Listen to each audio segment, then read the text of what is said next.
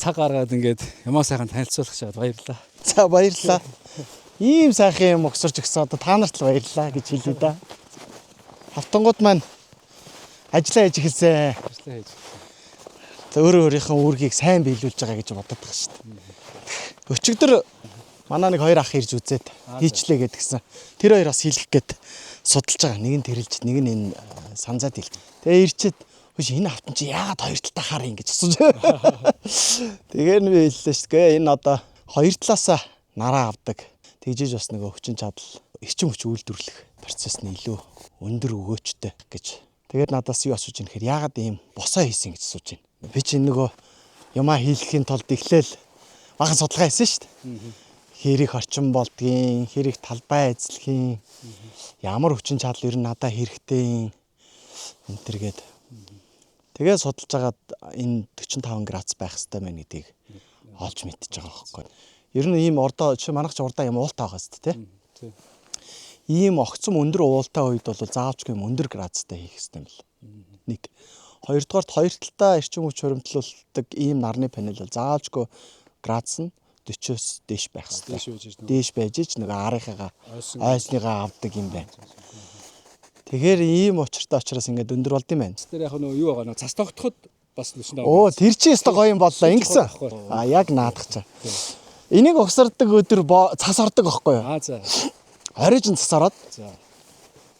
Яви бодохгүй. За энэ цас баган цас орчлоо тэгээ. Тэгээ өглөө яасан чинь дүүрэн жаргал надаа видео болж байна. Цасыг ингэж арилгад юм бэ шүү гэд. Тэгэхээр би чинь шүүр мөр болоод нэг цасаа унгадаг баатар хүрээд ирнэстэй. Үлээгч арил нэгс чи нэг ч цас байдгүй.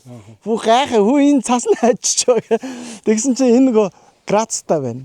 45 градусын налууд учраас тэр тоосцсон цас чинь маш хурдан доош ингээд голгаад унцдаг юм байна. Одоо ингээд жоохон нар гарангууд л өөрөө эн чинь дулаанаа аваад эхэлж байгаа шүү дээ. Халаад эхэлж байгаа шүү. Тэнгүүд цасаа бүхэлдээ ингээд.